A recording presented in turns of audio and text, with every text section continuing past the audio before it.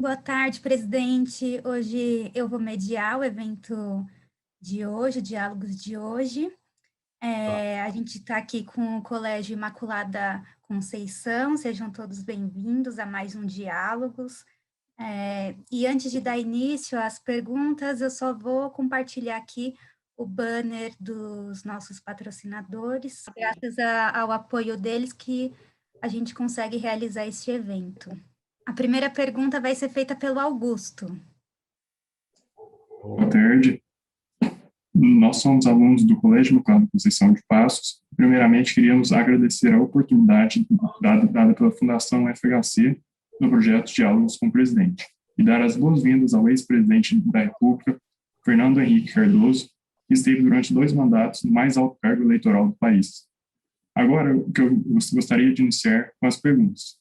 Primeiramente, eu tenho uma pergunta. Eu gostaria de saber como o contexto internacional da época, como o fim da Guerra Fria, a expansão do neoliberalismo, com figuras importantes como Ronald Reagan, Margaret Thatcher e o Consenso de Washington foram capazes de influenciar durante o seu governo. Bom, em primeiro lugar, eu não gosto dessa expressão, quando aplicada a mim, de neoliberal.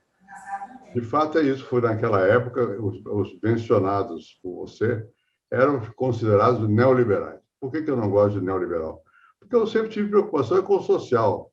E quando você fala de neoliberal, tem uma crítica implícita. Está cuidando da economia e não do povo. Olha, no meu caso, eu me preocupei sempre muito mais com o povo do que com a economia. Claro que não há uma distinção. Quando a economia não vai bem, o povo vai dificilmente ir bem também. Mas a ênfase tem que ser dada na necessidade da população, e não no mercado. O neoliberal se aplica àqueles que têm uma visão de mercado, que estão olhando para o mercado. Não é meu caso, eu prefiro olhar para o país, para o povo, para as pessoas, e o mercado é uma condição para que as pessoas prosperem. A próxima pergunta será da Ana Júlia. Olá, boa tarde. Primeiramente, eu gostaria de agradecer a oportunidade desse diálogo com o senhor. E, segundamente, eu gostaria de saber como foi montar a equipe do Plano Real e o que o Itamar achou da equipe. Bom, veja, o Plano Real foi digamos assim, eu fui para o Ministério da Fazenda e, como eu cansei de dizer, eu nunca fui formado em economia, eu não sou economista. Eu leio economia, eu tinha bastante treino, tinha trabalhado na Comissão Econômica para a América Latina, com um famoso economista argentino chamado Raul Prebisch, etc. Bom, o que eu fiz? A inflação era insuportável. Insuportável quer dizer, todo mês, todo dia, o preço subia. Chegou a umas centenas de porcentagem por mês. Então, tinha que acabar com aquela fúria dos preços subirem. A primeira preocupação minha é de trazer para trabalhar comigo uma equipe de gente que tivesse competência específica para solucionar ou tentar solucionar aquela inflação que já era crônica no Brasil, era permanente no Brasil. Eu trouxe o primeiro Pedro Malan, que eu já o conhecia, ele estudava nos Estados Unidos, veio para ser presidente do Banco Central. Gustavo Franco, que era um rapaz jovem, bem jovem naquela época. Hoje nós somos todos velhos, mas ele ainda é jovem. E o Gustavo Franco, que era lá do Rio de Janeiro, que tinha um conhecimento grande, e por aí foi. E muitos dos que me ajudaram na elaboração de um programa pertenceram a essa equipe, que era chamada equipe econômica. Era uma novidade. O ministro abria mão de parte dos seus poderes para ser expressão de um pensamento que era um pensamento de vários técnicos que eram competentes naquela matéria. Isso foi o que nós fizemos com o Plano Real. O Itamar Franco, o presidente da República, só queria uma coisa, acabar com a inflação. Como eu também. Ele talvez soubesse menos do que eu de economia, mas ele tinha uma visão de que era preciso acabar com a inflação. Porque a inflação estava comendo os recursos dos brasileiros e mudava presidente a toda hora. Tinha que cair presidente, caía o ministro da Fazenda toda hora e tal. Bom, primeiro, eu não tive a preocupação de estar criticando os que me antecederam. A gente tem que olhar para frente. E foi assim que nós começamos a construir uma equipe econômica que foi capaz de levar para diante esse grande processo de transformação, que sem que o povo entendesse, não ia funcionar. Qual era o meu papel como ministro da Fazenda? Não era de ser técnico, de entender. era o de se transmitir uma decisão que era política, que tinha tido apoio do governo da República, do presidente, e eu era senador, eu tinha facilidade, portanto, de discutir no Congresso. Também os congressistas nem todos sabiam, entendiam da matéria, mas todos opinavam. Você tem que respeitar, e principalmente tem que respeitar a população. Então, o que eu fiz? Eu ia sempre para a televisão e para o rádio, sempre, para explicar o que está acontecendo, o que eu vou fazer. Eu dizia com antecipação as medidas que nós íamos tomar e explicava a razão dessas medidas. Fazer, de alguma maneira, tornar a população partícipe do processo decisório. E isso funcionou. Nós conseguimos segurar a inflação. Hoje, quando você fala, tem uma grande inflação no Brasil, 8% ao ano. Né? Isso é uma brincadeira. Naquele tempo era 8%. Por que por semana? Por dia, às vezes. Né? Disparavam os preços, não havia controle de nada. Você mesmo que tivesse dinheiro da poupança, ela era corrigida pela inflação. Corrigida 30 dias depois, a inflação está comendo todo dia. E quem tem dinheiro na poupança, quem tem dinheiro no banco, quem não tem, é só o salário, quando cada vez ganha menos. Então, tinha muita greve para aumentar o salário. E aquilo foi se acalmando pouco a pouco. É graças a isso que eu virei presidente da República, porque as pessoas bobas não são. Perceberam que havia aí um comando, uma linha de ação que era persistente e tal. Agora, claro que isso não fui eu, foi uma equipe econômica grande, eu citei apenas dois, mas tem muito mais gente. O Baixa, por exemplo, Edmar Baixa. Então, foi muito importante, ele fazia ligação com o Congresso, explicava aos congressistas quais eram as minhas intenções e tal. E assim foi indo. Nós conseguimos segurar a inflação, porque, claro, rendeu ao presidente Itamar, a mim e a todos daquela equipe, rendimentos políticos, né? E, naturalmente, você tem que se abster de ganhar com a inflação. Você não pode permitir que as pessoas que sabem o que vai acontecer, nem era o caso, né? A equipe era composta de professores, basicamente professores da universidade, que não tinham essa visão de ganhar dinheiro, né? Não tinham outra visão, melhorar a condição do país. Conseguimos, foi isso. A próxima pergunta é do Antônio. Cadê o Antônio? Sou eu. Vamos lá. Fernando, o senhor Fernando, né? Fernando primeiramente... é mais fácil. Seu é ruim, é feio. É feio, senhor? Tô falando. Fernando, então é o seguinte. Primeiramente, agradecer, né, o senhor por esse projeto. Nós aqui do colégio, uma satisfação receber o senhor aqui. E até estava comentando, né, com o pessoal aqui, falando assim, primeiro, o quão importante seria, né, se todos os presidentes da República dessem essa abertura que o senhor dá para nós, né, justamente conversar tudo sobre o momento que o senhor viveu, né, naquela época. Bom, a minha pergunta é a seguinte, sobre a privatização da Vale. Não é nada sobre que pós a privatização, eu queria mais saber antes. Quando o senhor chegou a tomar posse, né, que veio com a ideia justamente da privatização, qual o problema que o senhor chegou lá, que o senhor viu, né, que era justamente assim, muito, muito grave, né, que podia falar assim, são problemas sérios, né, que dessa estatal, e tinha algum desses problemas que chamou a atenção muito sua, assim, que você falou assim, nossa, esse problema é muito grave dentro da empresa, e que merecia mesmo não ficar mais com o governo. Olha, a coisa que chamava mais atenção na minha época era a valorização incessante do dólar. A relação entre o real, a moeda da época, e o dólar era uma coisa fictícia, porque variava toda hora, né? Então, nós tínhamos a possibilidade de crise cambial. O Brasil tinha depósito em dólar, tinha dinheiro em dólar, porque nós exportamos bastante, estava mesmo assim, você tinha que prestar atenção, porque não só poderia acabar, como o valor daquela moeda sumia, né, em real. Né? Eu acho que esse foi o problema que chamava mais a atenção. E, com isso, a consequência disso é que você tinha a sensação de que você se empobreceria a cada mês. Ou você tem aumento de salário, ou então nada. Então, se pedia aumento de salário o tempo todo. Havia muita greve pedindo aumento de salário. Não era aumento real, era reposição do salário. Eles se esforçavam, e os líderes sindicais até gostavam disso, porque ganhavam, faziam a greve e ganhavam aumento. Mas um aumento fictício, porque depois os preços subiam mais depressa do que o aumento que era dado, porque faziam nova greve e tal. Então, havia a desvalorização contínua da moeda, portanto, um perigo grande e que você não tivesse como fazer pagamentos, e isso apenas era um sinal de uma desordem no orçamento público. Você gastava mais do que podia. O governo não arrecadava o suficiente para atender os seus gastos. Então, o próprio governo tinha que emitir mais dinheiro o tempo todo. Isso era um circuito maluco que nos levava para um buraco crescente. Mas o que chamava a atenção dos jornais da época era: o dólar agora vale mais, vale não sei quanto, não sei quanto. Todo dia, para o jornalista era bom, porque dava manchete toda hora. Está tudo muito ruim, tudo muito ruim, tudo muito ruim. Bom, e os políticos, alguns não tinham noção nenhuma de que nós estávamos indo para o buraco, né? Havia emprego, enquanto havia emprego, mas depois diminuiu a vinda de recursos para o Brasil. O pessoal não queria nem investir mais aqui, porque nós não tínhamos aquela estabilidade de que o capital tanto gosta. O capital é um animal medroso, né? Quando tem instabilidade, ele pula fora, vai botar o seu recurso no outro país. E os brasileiros começaram também a fazer poupança e mandar para fora.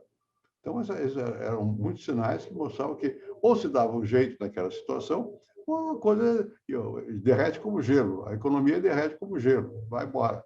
Então, é isso que nós tivemos que enfrentar. Como é que se enfrenta uma situação dessa? Com certa humildade, né? E capacidade de chamar os outros.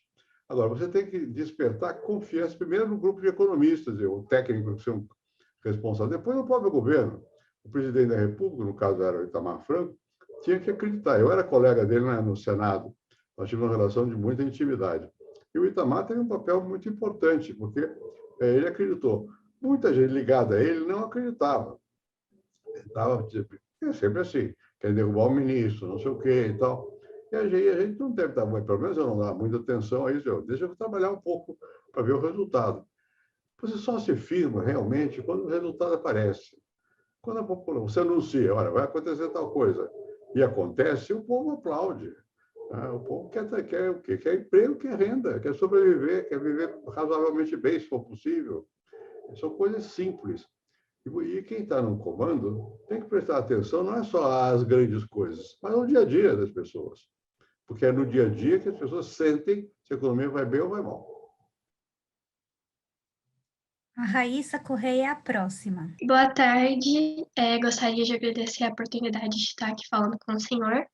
E, bom, a minha pergunta é que o senhor recentemente esteve na casa do ex-ministro Nelson Jobim, junto com o ex-presidente Lula. Eu conheço o Lula há muitos anos, desde que ele era líder sindical aqui.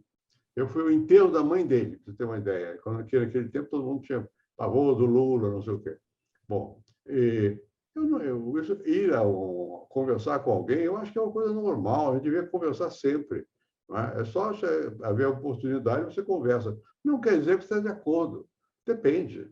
Né? Nessa conversa que nós tivemos, foi diante estar presente, como foi dito aqui, o Nelson Jobim, que era o dono da casa. Foi ministro, aliás, foi meu e do Lula. Né? E nós, é claro, quando a gente conversa com naturalidade. O Lula é uma pessoa inteligente, que vem de uma posição de trabalhador, que ele era trabalhador, a família dele e tal, e que deu certo na vida, foi fazendo coisas, né? Bom, agora isso quer dizer que eu vou votar no... votar depende de quem sejam os candidatos, né? Se for contra o governo atual, Bolsonaro, entre Bolsonaro e Lula, eu prefiro o Lula. E agora, se for o Lula contra alguém do meu próprio partido, o PSDB, eu vou votar em alguém do meu partido. Não vou votar no Lula. E o Lula também não vai perguntar isso. Ele sabe disso, né? É uma conversa de duas pessoas que têm experiência da vida e que se conhecem há muitos anos. E eu espero que ele me respeite como eu o respeito. É assim.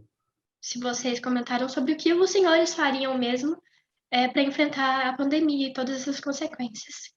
Não, nós não falamos sobre isso, porque nem eu nem ele entendemos nada disso. Isso depende muito mais de gente que entenda mais, primeiro, do vírus mesmo, como é que cura, e segundo, que tem experiência de saúde pública. Agora, certamente, tanto eu quanto ele seriam mais cuidadosos, porque sabemos que não sabemos, então a gente pergunta ao outro. O Lula pode ter mil qualidades, virtudes e defeitos, mas ele sabe perguntar, ele não é bobo, não. Eu também espero não ser tão bobo assim. Mas que não estou dizendo que o presidente atual seja bobo, porque ele também não é, mas acontece que ele parece que delegou demais aos inícios, sei lá o quê.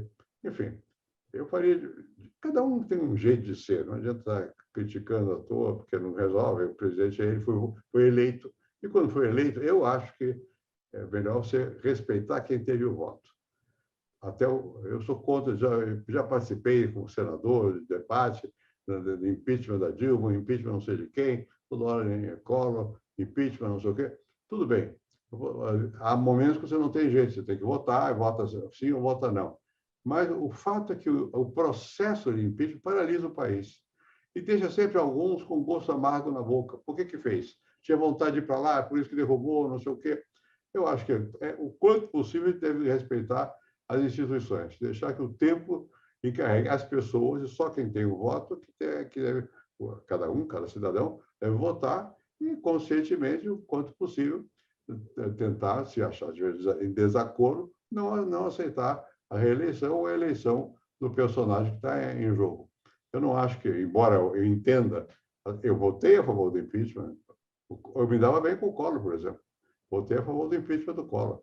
Por quê? Porque ele passou do limite, a meu ver, naquela ocasião. E, claro que ele saiu reclamando e tal. Mesma coisa, com a Dilma eu não votei porque eu não estava lá. Mas, enfim, eu acho que, quanto possível, é melhor manter o jogo institucional aberto. Deixar que se esgote no tempo, o povo delegou por 4 anos o poder para fulano de tal, vamos tentar respeitar esse poder. Não é estar de acordo com quem está lá, você pode criticar livremente, o Brasil tem liberdade, mas não acho que seja o melhor remédio. O melhor remédio é que o povo amadureça e vote e escolha outro que tenha mais. Se achar que quem está governando não tem capacidade, alguém que acha que tem capacidade. Jair Júnior é o próximo. Boa tarde, presidente. Tudo bom? Estou vendo. Jair, professor de geografia desses meninos, e estava discutindo com eles mais cedo, o presidente, que eles não viveram aquela geração de comprar uma bala de manhã com preço e à tarde está outro preço. Então, eles não sabem o que é hiperinflação, né? Então, a gente conversa disso, como assim, hiperinflação? E eu queria perguntar para você, sendo pai do Plano Real, se no momento atual a valorização real está tão grande, claro que não é no sentido do momento da superinflação, mas como o dólar e o euro estão acima de R$5, será que, graças a esse processo de desconfiança governamental, do processo de corrupção, da pandemia, da desconfiança interna de investir aqui no país, nossa moeda perdeu o valor, que é a moeda que você criou? Será que está no horizonte criar um novo real, uma nova moeda, para ver se a gente consegue parear de novo ao dólar ou não? O senhor consegue vislumbrar uma possível recuperação desse real na questão de um dólar mais ou menos perto de R$2,50, R$3, que é bom para o mercado interno e bom para o mercado externo? Veja, a situação não é igual àquela que eu enfrentei, é diferente hoje. A velocidade com a qual a moeda local se desvaloriza hoje é menor. Agora, por que desvaloriza a moeda? Em geral, você pode botar a culpa que você quiser, mas em geral é porque o governo gasta mal. Então começa a ter dívida muito grande, não pode pagar. O orçamento não corresponde à realidade. E o governo quer fazer obras, é natural que queira. Perdão. Eu estou me resfriando. Mas é natural que queira e tal, cada governo quer fazer coisa e gasta o dinheiro e tal. Chega um momento que o desequilíbrio das contas públicas é muito grande. Então, você sempre tem que ter certa atenção ao gasto público. Quem não é do ramo, pensa, bom, o governo produz dinheiro. Não produz. Quando o dinheiro emite, põe em circulação uma moeda estampada com o valor do real, essa estampa só vai ter significado no mercado. E a relação com o dólar é uma prova disso. Quando o dólar começa a valorizar demais, é porque a moeda não tem a mesma credibilidade que tinha anteriormente. Né?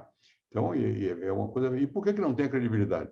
Porque os que estão lá fora e veem as moedas, e muitos são capazes de entender esse processo, sabem que o governo está gastando além do limite.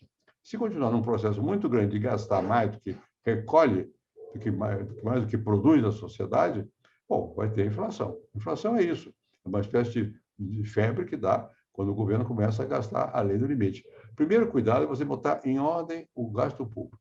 Não é fácil. Não é fácil por quê? Porque é fácil você botar no orçamento, aumentar tudo, salário, o que você quiser. Aquele é o papel, o orçamento é um papel. Bom, mas a consequência vem depois. A consequência não acontece num papel, é na realidade. Então, as outras moedas, os outros países vão olhar para vocês e dizer, olha, isso aqui vai dar problema, então eu vou desvalorizar. No mercado, não é o governo, no mercado quem diz isso, olha, a sua moeda não vale quando você está pensando, ela vale menos. E quando esse valer menos começa a ser constante, você põe um limite no gasto desmiolado, sem controle, ou você vai pagar o preço muito alto da inflação. A inflação aparece. É isso que é a inflação. A inflação é a perda de controle do governo por parte dos seus gastos e que se reflete no custo das coisas e na relação entre as moedas. É tão simples e tão complicado quanto isso. Você tem que pôr em ordem as coisas. Como é que você põe em ordem? É muito difícil pôr em ordem diminuir. Não vai ter aumento do salário do juiz. Ai, meu Deus, eles ficam muito nervosos. Estou falando dos juízes, dos militares é mais nervosos ainda. Né? E os funcionários públicos também. Todo mundo quer aumento. Os empregados também querem aumento, as fábricas querem aumento, todo mundo quer aumento. Quando isso fica assim, incontrolável, você perdeu a capacidade de você definir o rumo da economia. Então, você tem que estar o tempo todo ajustando as peças para que não haja um descontrole. É isso, me parece. A próxima pergunta é da Evelyn. Cadê ela? Aqui. Boa tarde, ex-presidente. Eu gostaria de saber se o senhor acredita que a polarização dos grupos políticos de direita e de esquerda, eles acarretam impacto na tomada de decisão dos governantes atuais. É verdade. Quer dizer, a polarização faz com que você perca o controle sobre o gasto público. Você fica mais interessado em esmagar o seu adversário. Vira tudo política. Isso não é bom. Para o país não é bom, não faz bem. Né? É claro que você, no país, tem diversidade de opiniões. A democracia permite ter diversidade de opiniões. Mas você não pode ter uma visão de que quem é contra você é inimigo da pátria. E vamos ter um lado que é bom, o outro lado é ruim. Aí polariza. Quando polariza, dificulta tudo. Né? Inclusive, tem efeito negativo sobre a economia. O bom é quando você não tem uma situação de polarização tão grave assim. Né? Mesmo que no começo, na polarização, ganhando o lado mais favorável aos empresários, os empresários ficam felizes. Mas é ilusório, porque você tem que ter um governo para poder atender, não é só o empresariado, mas é o interesse da população, do povo. É o que eu tentei dizer na questão da inflação. Na inflação, você não vê nada. Você só vê a necessidade de aumentar a emissão, porque tem um projeto tal ou qual, não sei o quê. Não, você tem que ver como é que a sociedade está reagindo a isso. Ela está se beneficiando com esse processo? Não está beneficiando? Que grupos estão se beneficiando? Economia não é uma coisa neutra. Tem uns que ganham, outros que perdem. Então, o bom governo é um governo que faz com que a maioria ganhe. Às vezes todos podem ganhar, depende da circunstância, né? Agora a próxima é a Yasmin. Bom, primeiramente, boa tarde, senhor ex-presidente. Você já falou um pouco mais cedo sobre os impeachments do Collor e da Dilma, né? E eu queria falar sobre isso, porque assim como nosso atual presidente, o senhor venceu a eleição que aconteceu depois de um processo de impeachment, né? Depois de um mandato que foi concluído pelo vice. Então, eu gostaria de saber se é possível estabelecer um paralelo entre essas duas situações e se a história se repetiu e de que maneira ela se repetiu. Houve mais de um impeachment, enfim. Isso acontece em certos momentos, mas é difícil. Num país como os Estados Unidos, é muito raro ter um impeachment, né? Então, aqui no Brasil, nós não podemos banalizar a ideia de que resolve com o impeachment. Não resolve, você apenas acirra os sentimentos. Resolve momentaneamente, mas o importante é manter as instituições funcionando, manter os tribunais, manter as eleições, enfim, o processo político todo funcionando. É melhor isso do que você interromper o processo político. O impeachment quer dizer impedimento, traduzindo do inglês para o português. É o impedimento, quer dizer, é como o jogador se apita no campo e diz, está fora o cara não pode chutar porque ele fez tal besteira. É a mesma coisa com o presidente. Sofreu um impeachment, sofreu um impedimento, ele não pode continuar governando. Bom, no futebol, você retoma imediatamente o jogo. No Brasil, aquele que sofreu o impeachment cai fora, sai da cena. É um X em cima dele, ele acabou. Então, isso cria uma certa marca. A pessoa fica aqui. continua aqui falando mal de quem fez o impeachment, dizendo que ele era bom governante, não sei o quê, que a culpa agora é de quem fizeram o impeachment. Então, é melhor você não, eu acho, não quer dizer, eu votei pelo impeachment. Né? Fazer o quê? Tem que votar sim ou não. Né? Mas eu acho que, quanto possível, é melhor não chegar a uma situação de tensão tão grande que leve a dizer, bom, o presidente não tem mais condições de presidir. Né? É melhor deixar que ele presida, que se esgote o tempo dele fazendo o que ele é capaz de fazer, porque ele foi eleito. Eu respeito muito a quem teve voto. Teve voto, tem que respeitar. Tem que respeitar? Não. Deve respeitar até quanto possível. Você não pode imaginar que você, com o impeachment, resolve. Não, não. Se ele teve o voto, ele tem direito a receber um mandato do povo para governar por 4 anos. É melhor que ele governe os 4 anos. Se ele parar de governar, se deixar de governar, claro que ele acaba caindo. Fazer o quê? Mas é melhor que não aconteça isso. A próxima pergunta é da Sofia.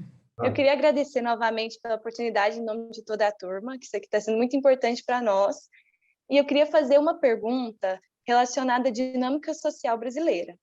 Na opinião do senhor, como ex-presidente e sociólogo, quais são as iniciativas governamentais necessárias para amenizar a favelização aqui no país? Isso é importante.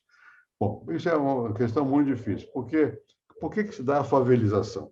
Porque, primeiro, houve momentos muito grandes no Brasil em que houve migração do campo para a cidade, de um estado para outro estado. Eu nasci no Rio, não nasci em São Paulo. Eu vim para São Paulo, eu era criança. Bom, houve um momento, durante a guerra, que a expansão da economia foi grande. E essa expansão provocou a vinda de muita gente para São Paulo. Vindo da onde? Em geral, não vem direto, mas muitos vieram direto.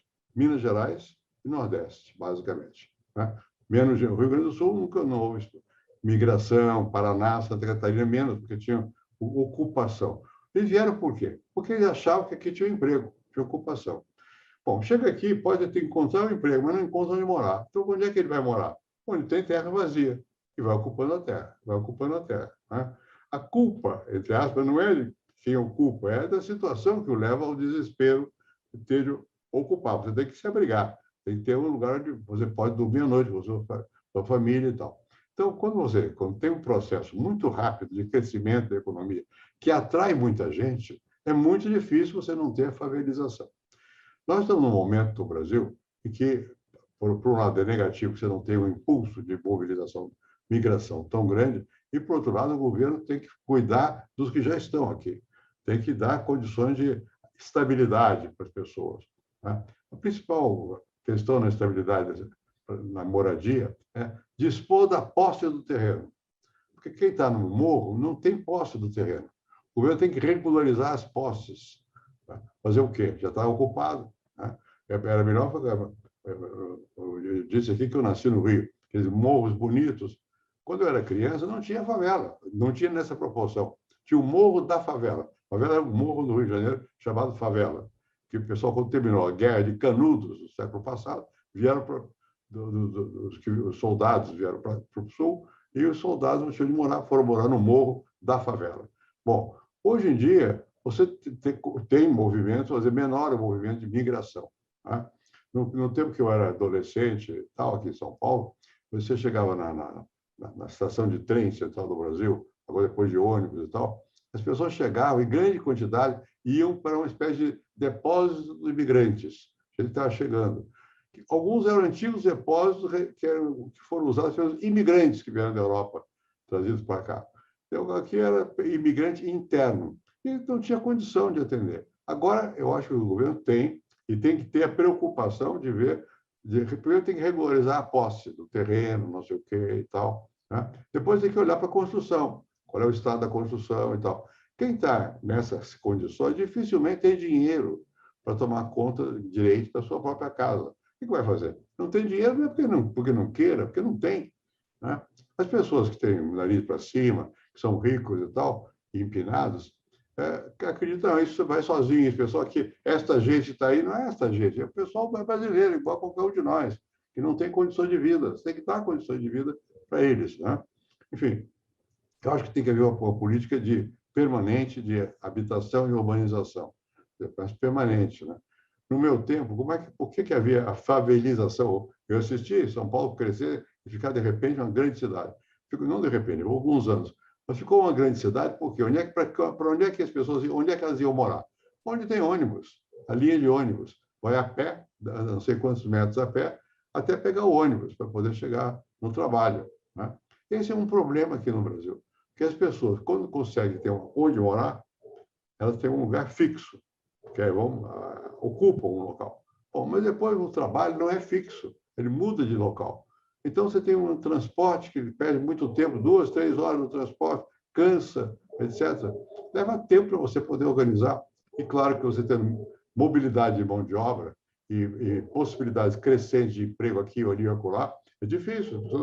Muitas vão morar longe do trabalho. Então, a gente tem que ter compreensão desse processo. Não adianta você, no alto da sua suposta autoridade, dizer, não pode, tem que fazer. Não adianta, tem que dar condições para a pessoa sobreviver. Ninguém mora numa favela porque gosta. Mora na favela porque é o melhor lugar que tem, em comparação com o que está disponível naquele momento. E o governo está o tempo todo correndo atrás do prejuízo. Tomara que chegue um momento que possa possamos nós todos viver numa situação em que não haja essa necessidade. Eu morei na Europa, eu morei nos Estados Unidos. Não há mais essa necessidade. Eu morei na Califórnia. Não tinha favela em Berkeley, nem em São Francisco, não tinha favela, né? Bom, mas por quê? Porque eles são bons? Porque o governo não, porque passou o tempo. Provavelmente houve tempo que houve muita migração também lá, do exterior para lá. Aqui teve não só do exterior para cá, como no interior para cá. Muita gente do Nordeste, muita gente de Minas Gerais, muita gente veio para São Paulo, porque aqui tinha emprego.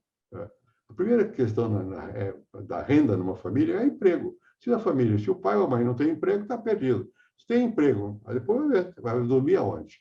Como é que faz? Bom, estou dizendo que aqui agora melhorou. Melhorou em termos. Aqui eu moro em Higienópolis, é um bairro de classe média alta. Eu olhar da minha janela, tem um cara que mora aqui na escadaria, dorme aqui na escadaria. Eu não sei na situação dele, especificamente, se é porque ele se desorganizou na sua vida ou porque não tem emprego, eu não sei. Provavelmente não tem. Mas são casos, digamos assim, marginais, não é aquela massa de gente. Nós tínhamos no Brasil uma instituição chamada Pau de Arara. Pau de Arara, os caminhões. O pessoal vinha do Nordeste no Pau de Arara. E amontoado, as pessoas amontoadas num caminhão, num ônibus, sei lá no quê, num caminhão. Vinham para cá e chegavam aqui, bom, primeiro vai para o abrigo de gente que está chegando sem ter para onde ir. Ou alguns ficam na rua, ou alguns já tem parente aqui, e você precisa da casa. Então, isso não é um problema. Enquanto a população estiver crescendo e houver urbanização, quer dizer, apelo nas cidades, a pessoa vem para a cidade para ter emprego. E vai fazer o quê? É da vida, tem que cuidar desse pessoal. Então, é isso. A próxima pergunta é da Emily. Boa tarde. Senhor ex-presidente, qual seria a mensagem que Vossa Senhoria estaria transmitindo à juventude ao se encontrar com Lula, devido ao nome dele ser relacionado a casos de corrupção em nome da democracia brasileira? Veja, eu não vou discutir o comportamento dele, não é o meu. Eu sou contra a corrupção, completamente contra, não é modo de dizer. Eu fui presidente 2 vezes e tal, e sempre vivi das minhas rendas. O presidente tem também a sua renda. Como presidente, eu era professor da Universidade de São Paulo, eu continuo aposentado, mas ganhando da Universidade de São Paulo, e ganho de direito autoral. Vivo disso. Se alguém for saber quanto eu tenho, onde é que tem, é muito simples. É só olhar quanto é que eu ganho, como é que ficou e tal. Além do mais, meu pai era general, já tinha meu bisavô, meu avô, enfim. Já tem haveres que vêm de herança, que é uma instituição que existe em países capitalistas. Muito bem. Então, eu não vou discutir qual é a situação do Lula. Eu estive na casa dele, que é a casa de pobre, e hoje ele não é um homem miserável. Se fez na vida. Muito bem. Agora, fazer-se na vida se justifica e é positivo. Fazer-se com corrupção não é bom. Não é bom. Eu não quero entrar no detalhe se ele fez ou não fez. O problema é que o Lula é um líder político. E eu tenho que respeitar quem tem voto também, possibilidade de voto, tem apoio, né? Às vezes as pessoas, muitos que têm voto, também se corromperam da sua vida e tal. Eu não estou de acordo, não concordo com isso. Mas eu, quando vou falar com a pessoa em termos de política brasileira, é porque ele representa alguma coisa. Não é porque ele foi roubou ou não roubou, é corrupto ou não é corrupto e tal. Eu prefiro o não corrupto.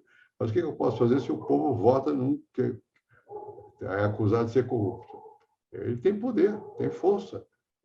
No caso específico do Lula, tem poder eleitoral. E quem vota nele? São as pessoas que acreditam nele. Eu votei no Lula, já votei, há muito tempo atrás, uma vez só. Mas não, estou disposto a votar de novo se tiver um melhor candidato? Não. No meu partido, não. Mas não quer dizer que eu não vou conversar com ele. Nem quer dizer que ele não possa ganhar. As pessoas continuam... Ele tem muitos adeptos. Então, ele é uma força política. E você tem que respeitar a força política que a pessoa tem ou representa ter. O que não quer dizer que você esteja de acordo com o procedimento pessoal da pessoa. Aí você tem informação, julga, gosta de um, não gosta de outro.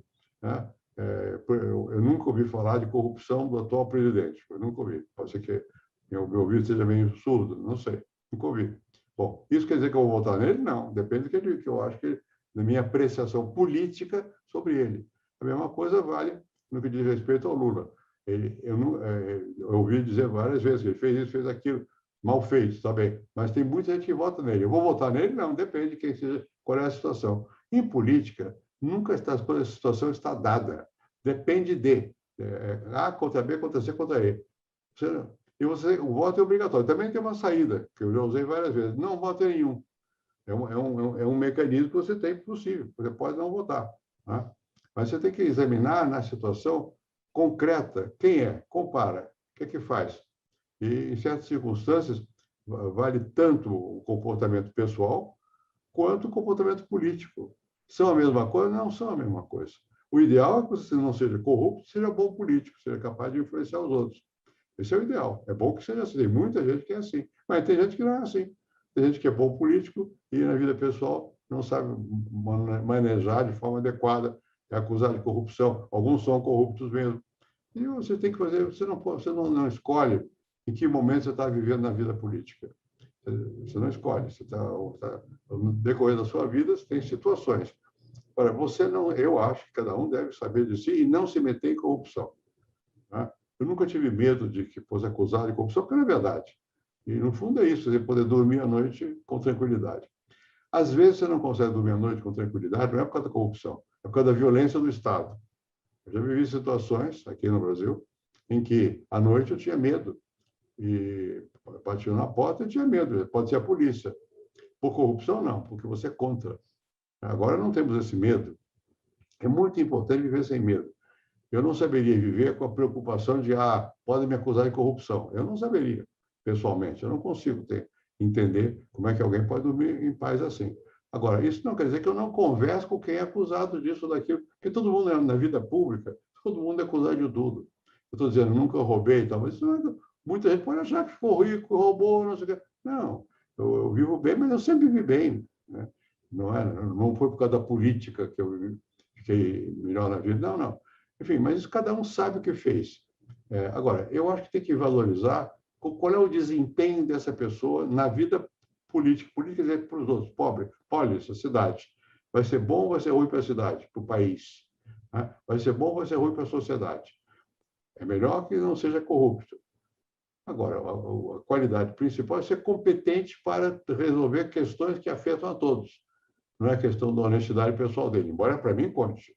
Eu acho que é importante que a pessoa seja honesta. Mas não é suficiente. Tem muita gente que é honesta e você elege e não faz nada. É incompetente, não tem capacidade de tomar uma decisão e explicar ao povo e fazer com que as pessoas sigam a sua decisão. É isso que é a vida política. Você tem que fazer com que os outros acreditem que você está fazendo bem. A política é boa. Aplauso e tal, vamos lá, eu voto nele e tal. Tudo bem. Então, é isso que eu penso. Não estou defendendo, eu sou contra, pessoalmente, completamente contra a corrupção.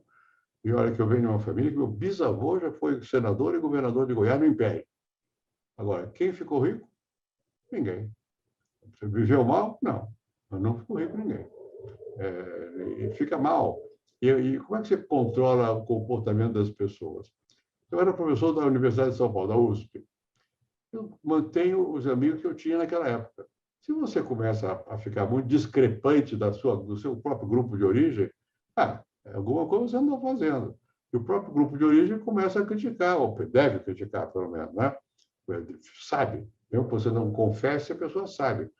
E eu acho que é importante até, se possível, nem sempre é assim, mas, se possível, você manter os mesmos amigos, alguns amigos, pelo menos, a vida inteira. E os amigos não estão amigos porque tiveram tal ou qual posição. São amigos porque são amigos, foram colegas de colégio, né, foram vizinhos e tal. E tem que haver controle social. Ninguém é bom em si mesmo. Também pode ser a formação, a educação e tal. Mas você tem que ter controle. Um olha o outro e percebe, olha, esse cara, de repente, veio com um carro que não dá para explicar como. Como é que foi? Pode ser, trabalhou, não trabalhou? E vai, por aí vai. Eu acho que é muito importante você poder andar com a cara limpa. Vocês pensam que eu ando com segurança? Eu não ando. Tenho segurança, porque a lei manda. Mas cadê o segurança? Não está aqui. Nunca. Eu ando a pé, no meu bairro, na rua. Eu guio o carro. Tem que ser o mais natural possível. Às vezes eu vou com motorista, eu tenho direito a motorista. Mas raramente eu uso o motorista. Quando eu tenho uma solenidade, uma coisa assim, eu vou. Agora, eu vou dar uma volta com a minha mulher, eu vou no carro. Ou ela vai guiando. Em geral, não eu, que é mais moça que eu. Enfim, mas aí você tem que manter, eu acho que é bom manter a naturalidade. Eu já disse aqui que meu pai era militar, meu pai era general e era deputado. Uma vez ele chegava, ele ia para o Rio era a capital, né? Para a Câmara, e voltava, tomava um táxi e vinha para casa. Um dia o táxi começou a rodar muito por São Paulo. O chofer, ele reclamou, o chofer parou o carro num guarda e mandou prender meu pai. Meu pai não disse que era general nem deputado. Foi até a delegacia. Chegou lá, não podia fazer nada, porque não podia nem prendê-lo. E ele estava certo. Mas esse é modo de vida. Você cada um de nós vive de uma certa maneira, aprende certos exemplos. Essas coisas ficam na gente. Não é que eu faço o que eu queira. Não é automático, já está introduzido no meu modo de ser normal. Né? E é bom ser normal, é melhor ser normal. É claro, às vezes eu vou ao restaurante com a minha mulher e tal, às vezes me cumprimentam, eles nem me reconhecem. Eu não me incomodo absolutamente. Absolutamente, até é melhor que não reconheço, né? Mas eu vou a pé, ou às vezes vou de carro, ela vai guiando, não sei o quê. As pessoas têm que ser naturais. Eu vivi no Brasil, vivi na Europa, vivi nos Estados Unidos, vivi em muitos lugares do mundo, vivi no Chile e tal. Cada país tem seu jeito de ser, mas cada um também tem seu jeito de ser. E é muito ruim quando a pessoa fica afetada. Quer dizer, quando você não é o que você é, mas o que você exerce, a função que você exerce. Eu sou presidente da República. Eu fui muita coisa na vida, e daí? O que você é? O que eu sou? Uma pessoa que sabe algumas coisas, é professor. Publicou um livro. Isso vale mais, a meu ver, do que ter sido exercido um cargo. O cargo foi naquele momento, você tem mandato, um período, depois acaba o cargo. Se você ficar pensando que você ainda é, você vai sofrer muito. Para quê? Tem que viver da melhor maneira possível, viver de forma normal, espontânea, como todo mundo é, ou como devia ser, pelo menos. É isso que eu acho. O professor Matheus vai fazer a próxima pergunta. Vamos lá. Boa tarde, senhor presidente. Uma satisfação falar com o senhor. A minha pergunta é a seguinte. No ano que vem, a emenda constitucional da reeleição completa 25 anos. É uma data simbólica, sobretudo por ser também um ano eleitoral dentro de um contexto importante que nós estamos passando no nosso país. Considerando isso, assim, eu pergunto, naquele momento histórico, lá em 1997, no final do seu primeiro mandato, qual que era o sentido de se apoiar aquela PEC da reeleição? E ela ainda possui... Você apoiado por quem? Qual era o sentido do quê? Qual era o sentido de se apoiar aquela PEC da reeleição? A reeleição, sim. E ela ainda possui um significado tão importante para a nossa democracia, a ponto do senhor defendê-la até hoje, mesmo depois de sucessivas reeleições e na possibilidade da gente ter outra reeleição em 2022? Veja, quando você está no governo, você tem ideais, você foi eleito por ideais. Se a população estiver de acordo com aqueles ideais, se você estiver funcionando bem, e se a população quiser, eu não vejo razões específicas para impedir a reeleição. Eu fui reeleito uma vez, tá? Com imensa maioria de votos, muito bem. O pessoal do outro lado, que na verdade era o PT, era o Lula, na verdade, não queria, acho que queriam ganhar a eleição. Depois o Lula foi reeleito também. Bom, Eu acho que o mandato de 4 anos parece ser curto para quem está governando. Às vezes, se o governante é mau, é sentido como uma coisa negativa pelo povo. Mas em 4 anos o povo vota de novo. Se votar nele, é porque gostou do que ele está fazendo. Bom, mas eu não sou contra até hoje a reeleição. Agora, eu acho que mais do que isso é exagero, porque você cansa. Assim, o povo cansa dos líderes, os líderes se cansam do exercício da função e tal. E também, claro, você tem mais entusiasmo no primeiro mandato do que no segundo. Mas se você tem um projeto de mais longo prazo, 4 anos, pode parecer que demora muito tempo, 4 anos, não é, passa rápido. Então, você precisa de mais tempo, às vezes. Nós imitamos o sistema americano, que tem uma reeleição e não mais. Bom, eu acho que não é mau sistema. Nos Estados Unidos, ninguém reclama de ver reeleição, porque o povo que diz, quer ou não quer. É claro que quem está no exercício do poder leva vantagem na competição. Ou, depende, se ele for mal, leva desvantagem. Se ele for razoavelmente bem, ele pode ter mais acesso, tem televisão, tem rádio, tem à sua disposição. Mas eu acho que o povo que julga, ele tem que... Então, por que não fica sempre? Porque você pode perpetuar e virar um coisa imune pessoal. Não é bom. Né? Nós temos já no Brasil uma dificuldade muito grande. É que nós temos um regime político que está baseado em partidos, mas nós temos poucos partidos. Né? As pessoas se prendem muito mais à pessoa do que à ideia da pessoa representada pelo partido. Bom, nos Estados Unidos há uma certa diferença, não é muito grande não, mas há uma certa diferença entre os dois partidos, democrata e republicano. Lá tem vários partidos, mas só 2 têm peso realmente. No Brasil tem vários e tem uma boa parte das pessoas não tem partido, são eles que são eleitos. Né? O próprio presidente atual não tem partido, ele teve um partido, foi mudando de partido e tal, não tem partido. E o Congresso é uma quantidade enorme de pequenos partidos que todos estão ali porque querem alguma vantagem e tal, da cá, toma lá, essa coisa que é desagradável, que faz parte do nosso jogo político, mas é ruim.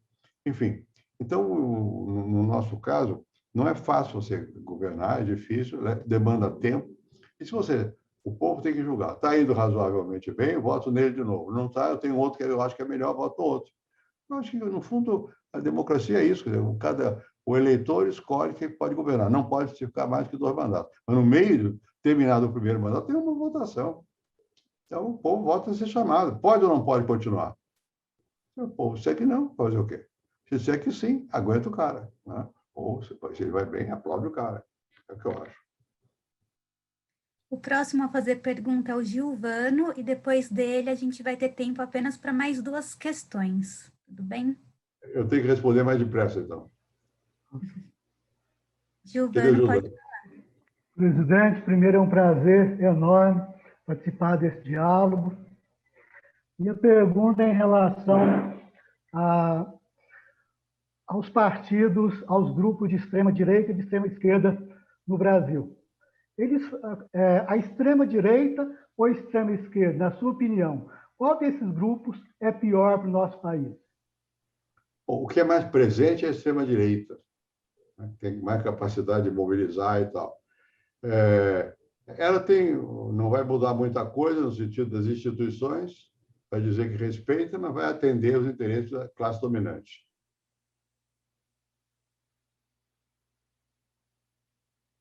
Sonho de fazer uma revolução, você vai para o poder pela revolução. Eu acho que nenhum dos dois é bom, na verdade. É difícil dizer qual é o pior. Né? Nós estamos diante de uma situação no qual o risco maior vem da extrema-direita, porque não tem extrema-esquerda com poder aqui no Brasil. Né? E eu sou favorável a que exista liberdade, esquerda, direita, pode ter opiniões à vontade, mas eu prefiro votar em alguém que seja mais equilibrado, que não seja de nenhum extremo. Por que eu tenho essa preferência por não ter extremo? Porque é mais abrangente. Mais gente, você tem que escutar. Tem que escutar a extrema-esquerda? Tem. A extrema-direita também, ela existe. Agora, quando ela vai para o poder, ela não escuta ninguém. Ela pensa que sabe. E aí é um perigo. Presidente, a todos. Presidente, o senhor lançou um livro há algum tempo, Pensadores que Inventaram o Brasil. Né? Tem uma edição aqui comigo. Onde o senhor trouxe à atenção vários pensadores que pensaram, refletiram sobre a realidade nacional. Dentre eles está o seu ex-professor na USP, o Antônio Cândido de Melo e Souza. A minha pergunta para o senhor seria: como ele pensou o Brasil e que influência ele teve sobre o senhor na sua formação intelectual? Vamos lá. De fato, eu fui aluno do Antônio Cândido, como governo do Florestan. Na minha formação intelectual, o Florestan pesou mais que o Antônio Cândido. Mas isso não diminui meu reconhecimento pelo valor do Antônio Cândido. Por que eu acho que tinha valor? No tempo que ele foi meu professor, ele estava fazendo a tese de doutoramento dele. Os Parceiros do Rio Bonito, se chama o livro. E o Antônio Cândido tinha uma visão muito parecida intelectualmente com a visão que alguns antropólogos ingleses tinham na África, de examinar concretamente, especialmente um chamado Firth, F-I-R-T-H, sobre como é que a cabeça das pessoas que moravam no campo, como é que eles funcionavam, a questão da ajuda mútua que eles se faziam e tal. Ele estudou bastante uma região aqui perto de Itapetininga, que ele estudava lá, e é uma monografia, assim se chama, é um estudo sobre uma área específica, muito interessante. Depois, o Antônio Cândido se deslocou para a questão educacional. Ele foi mais um sociólogo da educação e fez muita coisa importante também nessa área. Por que eu disse que quem teve mais influência sobre mim foi o Florestan Fernandes e não o Antônio Cândido, ou o Fernando Azevedo, que também foi meu professor? Porque o Florestan Fernandes era mais sociológico, mais sociólogo. Ele estudava a estrutura de classes, o que isso significa na vida das pessoas e tal. E nos fazia ler muitos os autores americanos. Ele conhecia bastante a literatura inglesa americana. Então, ele tinha uma noção. Naquela época, estava em moda estudar o que o Antônio Cândido fez no Brasil mais tarde. Estudar uma região, uma cidade, Chicago. Transformar Chicago num laboratório. Estudar os negros em Chicago. Tudo em Chicago. Bom, o Florestan era um homem que estudava mais a estrutura da sociedade, as classes, do que os movimentos sociais e tal coisa. Houve outros que estudaram movimentos sociais e tal. Enfim, a gente tem uma formação, no meu caso, a minha formação foi muito variada, mas eu devo a todos eles. E o Antônio Cândido tinha uma vantagem, ele era muito bom professor. Então, na aula dele, você saía de lá e entendia o que ele dizia. Era mais difícil entender o Florestan, que era mais abstrato, o Florestan Fernandes. E o Antônio Cândido era como ele explicava, transformava um problema dificílimo numa coisa simples, acessível. Ele tinha qualidade de saber falar. Isso é qualidade. O professor, às vezes, o cara é muito bom, sabe muito, mas não sabe explicar. O Antônio Cândido sabia explicar. Então, é por isso que eu sempre tive uma grande admiração por ele. E eu me lembro bem, ele morava aqui na Aclimação, com a mãe dele, e a Gilda de Melo e Souza, que é a mulher dele, que era da mesma cidade da minha mulher, na época, de Araraquara, do interior. E eu e a Ruth, que era minha mulher, nós íamos à casa do Antônio Cândido, a mãe do Antônio Cândido, que morava lá. E nós, como jovens, a gente queria conversar, ficava lá até meia-noite, 1 hora e tal. Nem nos preocupávamos que eles tinham que levantar para trabalhar, não sei o quê. Nós estávamos conversando, tratando de usufruir do convívio e tal. Então, o Cândido teve uma importância grande. A Gilda também, a mulher dele. Houve uma época que a Gilda estudou a questão dos negros em Minas Gerais. E eu fui com ela, com a Ruth também, para Ouro Preto, estudar as irmandades dos negros em Minas Gerais. E lá encontrei a dona Yolanda Prado, que é uma famosa aqui de São Paulo, e tal, casada com o Titilo Matarazzo. Então, aquilo para nós foi um deslumbramento, era um mundo novo que se abria para nós de conversa e tal coisa. Então, o Cândido teve um papel muito importante, a Gilda também, que é a mulher dele, na minha formação. E, o quanto possível, eu não vou dizer que imite o Cândido, porque ninguém deve imitar ninguém, ele é inimitável. Mas eu procuro transformar o que eu sei, a minha formação, numa coisa simples, para falar com as pessoas. Não adianta você ser pedante, saber citar autores, é fácil. Não é fácil, mas não adianta. Você tem que tocar nas pessoas, tem que conversar, tem que ter paciência, tem que explicar e tal. Isso, o Antônio Cândido tinha essa capacidade de ser didata. O Florestan era mais, digamos assim, profundo, conhecia a literatura. Eu fui não só aluno dele, como assistente dele, morei na mesma rua que ele, sabia o que ele lia e tal, ele escrevia uma tinta roxa. Ele marcava muita gente. Mas ele não era fácil de você entender o que ele dizia, as aulas que ele dava. O Antônio Cândido era fácil. Se o seu aluno sairia, meu Deus, eu compreendi. Né? Pode ser que não tenha compreendido, mas tem a sensação de que esse sabe ensinar. O Antônio Cândido era desse tipo, ele dava a sensação de que era tudo fácil. Não é. As coisas não são fáceis, mas eu acho que o bom professor transforma coisas difíceis em alguma coisa acessível. Agora vamos para a última pergunta com o professor Fernando. Cadê o professor Fernando? Sou eu aqui, boa tarde. Estou vendo, boa tarde. Tudo bem? Senhor ex-presidente, é um prazer falar com o senhor.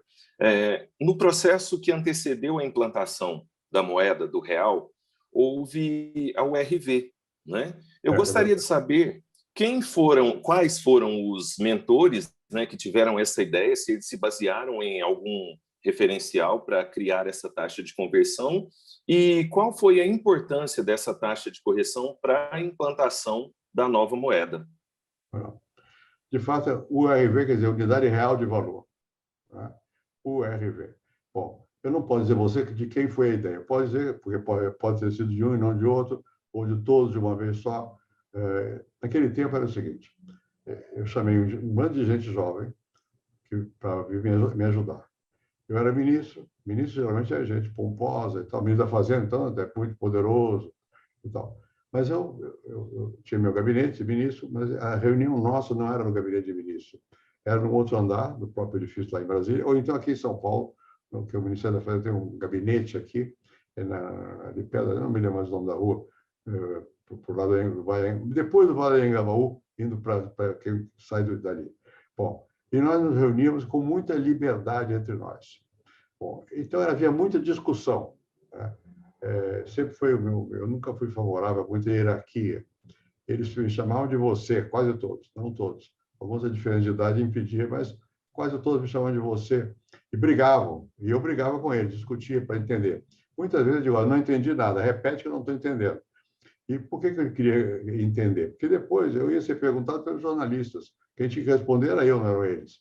Né? Eu tinha um que gostava muito de matemática, fazia uma equação no quadro, o Gustavo, fazia uma equação no quadro, olha aqui, traduz isso em palavras, porque eu não vou ser capaz de escrever isso em número. Eu quero saber o que é isso, o que significa isso, o que o país vai querer saber e tal. Enfim, nós criamos um grupo, realmente, de pessoas que tinham essa capacidade de entender, pelo menos de me explicar o processo. Eu explicava ao Brasil, ao presidente, para começar, ao ministério, ao parlamento e na televisão. Né? Basicamente, meu papel era transmitir o que nós íamos fazer e tal e coisa.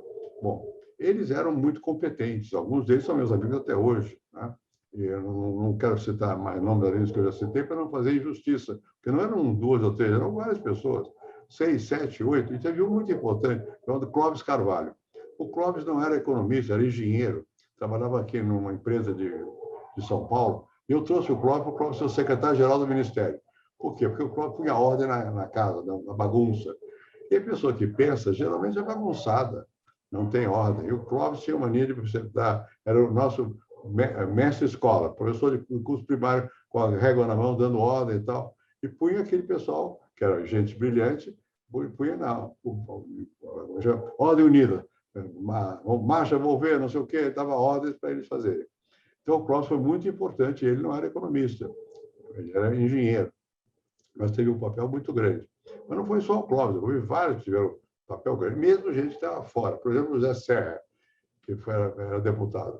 O Serra sempre tinha um pé atrás, porque podia ser ele o ministro, não eu. Ele sabia mais economia do que eu. Mas o ministro não é saber economia, é você ter capacidade de convencer os outros. É outra coisa. Então, não estou dizendo que ele não tivesse, ele tinha também, foi ministro depois. Mas ele estava no parlamento, ele vinha, me questionava, então vários me questionavam. E eu tinha que me apoiar na equipe econômica, assim chamada, para poder responder as perguntas que faziam e tal. E você tem que ter sempre a capacidade de influenciar os outros, porque economia não é uma coisa só técnica. Às vezes você precisa de conhecer a técnica, você tem que transformar aquela técnica em modo de ação, procedimento das pessoas. O meu papel era muito mais de ser uma ponte entre os puramente técnicos e os puramente políticos.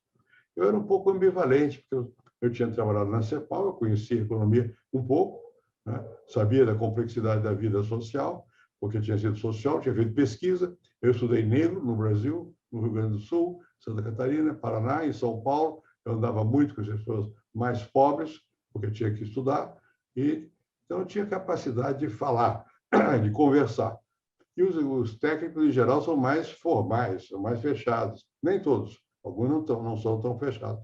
Mas o importante é você ter alguém que seja capaz de expressar aquele pensamento, que é técnico, de uma maneira que convencer o outro, portanto, político, seja capaz de agir politicamente. Era esse o meu papel naquela ocasião. Eu vou dizer também uma coisa, era um prazer trabalhar.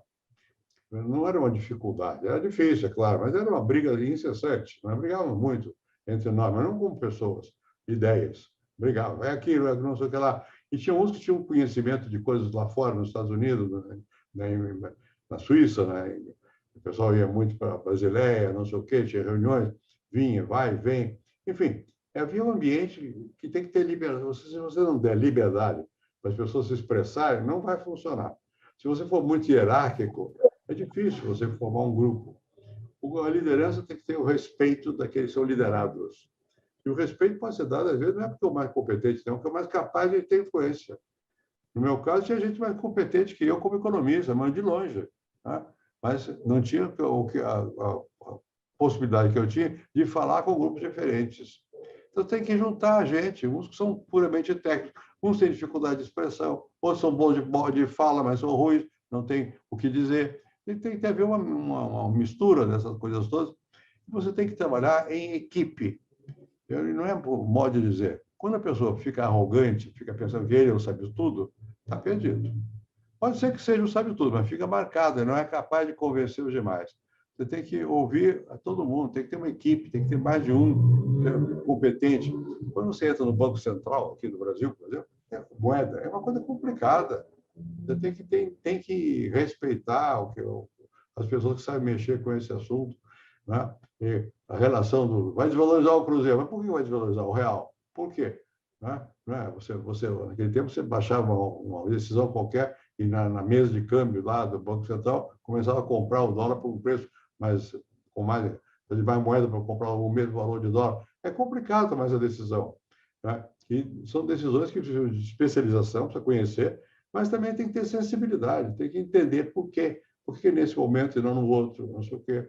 Como é que eu vou explicar, como é que eu vou dizer, o que eu faço. Enfim, uma coisa que a gente aprendeu na vida é que a gente não é tão simples quanto parece. Governar é muito difícil. E se meter a ser candidato é loucura. Eu já fui 2 vezes. Chega, né? Porque realmente é uma trabalheira incessante. E a política é o reino da incerteza.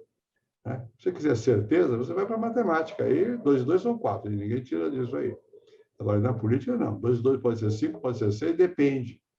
Né? Depende da capacidade que você tem de convencer o outro que é aquilo de um jeito ou de outro jeito. Como você transforma em prática aquilo que é a sua vontade. Não é simples na vida política, é complicado. Né? Enfim, não acho aconselhável. Não estou dizendo que vocês não devam ser, pode ser presidente, se quiserem, vão ser. Agora, saibam que é dura a vida, né? E quando o presidente não é de nada, ou é de pouco trabalho, não vai dar certo. Então, você tem que exercer o tempo todo aquilo ali. Você tem que, pelo menos eu tentava, eu levantava cedo, eu ia para a piscina, eu nadava. Mas nadava por quê? Não é por causa de físico, eu nunca tive físico de atleta, não sou atleta.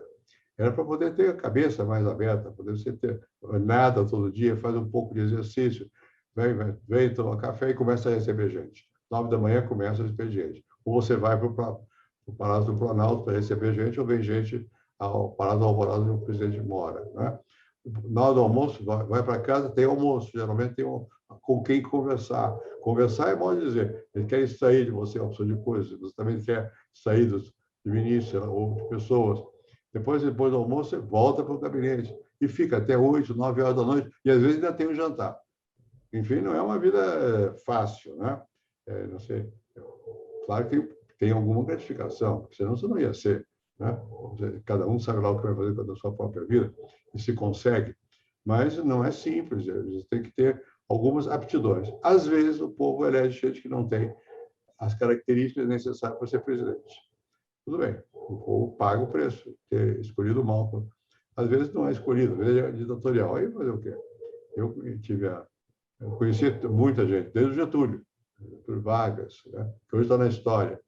Eu conheci pouco o Getúlio. Eu tinha um tio, avô, que foi ministro, tinha um primo que foi ministro dele, tinha um primo que foi presidente do Banco do Brasil, no tempo de Juscelino, Juscelino já era outra coisa, uma pessoa mais normal, né?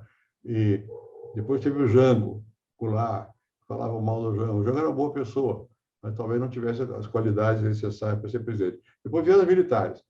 Os militares são militares. Meu pai era general, eu sei como é que eles são, né?